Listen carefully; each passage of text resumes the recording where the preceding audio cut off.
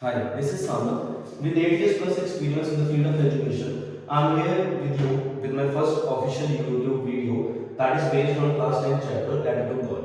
In this chapter, we have the main protagonist named as Lenju. Now, why we are calling him protagonist because the story revolves around him. As we will come to know that he has indomitable faith in God, and जब ये story जो start होती है वो यहाँ से होती है. He was like sitting in his house, and his house is solitary in the village. You will come to know about the few words in the chapter which are very easy to understand. Like उसका एक अकेले का घर था, ठीक है. तो होता है कि उसके बच्चे बाहर खेल रहे होते हैं, तो वो बच्चों को कहता है कि जब ये बारिश होगी तो ये बारिश नहीं होगी, ये लाइक कॉइन्स गिरेंगे ऊपर से. जो बड़े वाली बूंदें होंगी बारिश की वो होंगे 10 सेंट पेसोस, और जो छोटे वाले होंगे वो 5 सेंट होंगे. तो होता क्या कि अब ये सारा दिन ये निकाल देता है अपना बारिश के इंतजार में. जब रात को बारिश होती है, स्टार्टिंग में तो रेनफॉल होती है, लेकिन वो रेनफॉल सुनर किसमें टर्न हो जाती है, हेलस्टॉर्म. ठीक है. तो वो जब हेलस्टॉर्म होती है स्टार्ट, तो वो जब सुबह उठकर देखता है तो उसकी जो सारी फील्ड होती है वो खराब हो चुकी होती है. तो कुछ लाइंस आती हैं इस चैप्टर में, जैसे कि वो अपने बच्चों को कहता है कि even a plague of locusts would have left something for him, but not a single thing has been left due to hailstorm. यानी कि अगर लोकस्ट का पूरा एक दल उस क्रॉप के ऊपर आकर के अटैक करता तब भी हमारे पास कुछ बच जाता, लेकिन इस हेलस्टॉर्म ने बिल्कुल सब कुछ डिस्ट्रॉय कर दिया.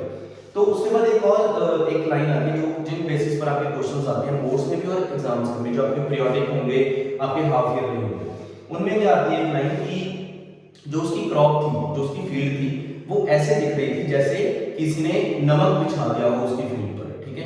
तो एक ये आती है क्योंकि जो बर्फ होती है जो हमारी ऊपर से गिर रही है हेलस्टॉर्म में, that is a white colour, और जब वो वाइट कलर इतना ज्यादा गिर जाता है तो उसकी सारी फील्ड जो होती है वो वाइट हो जाती है. अब हमारा जो सेकंड पार्ट आता है इस चैप्टर का वो ये है कि that he plans to take help from God. अब उसका अनवेवरिंग फेथ था किसमें, गॉड में. तो वो गॉड को लेटर लिखता है कि उसकी हेल्प मिल जाए.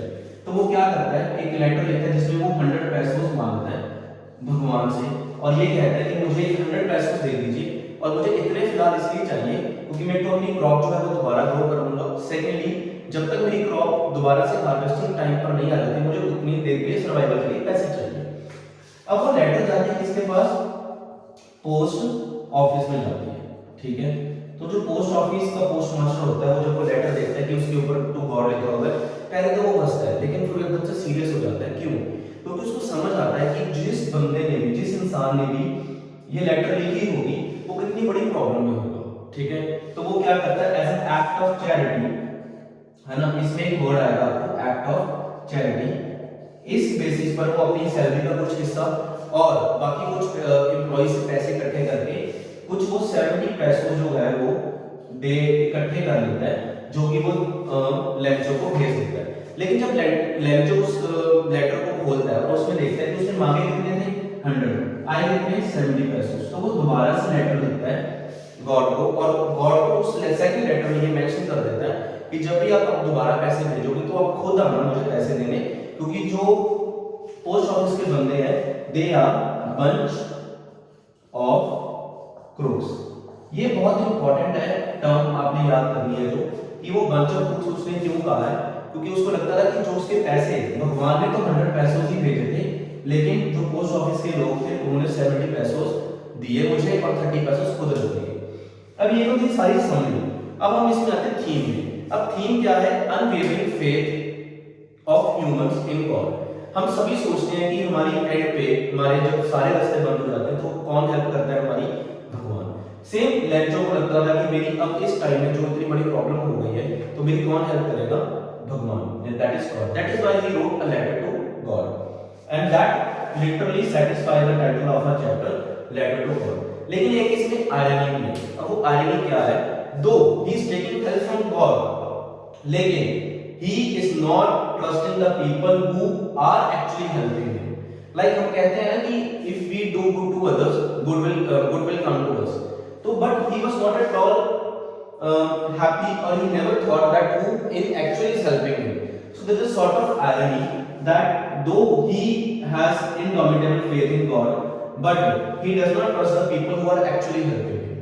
right? This is how a chapter ends, and I will be back with another topic of your English and social science as well. I will try to cover your syllabus as soon as possible, and do follow my channel for such amazing videos, and if you like them, do give me a like as well.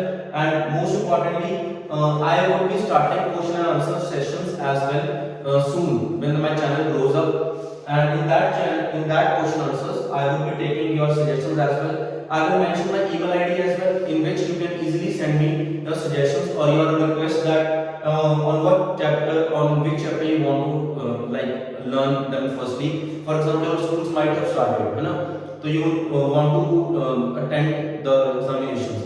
That time it could be possible that letter to God is not in your syllabus and some other chapter is there in your syllabus. That also I will help you in it.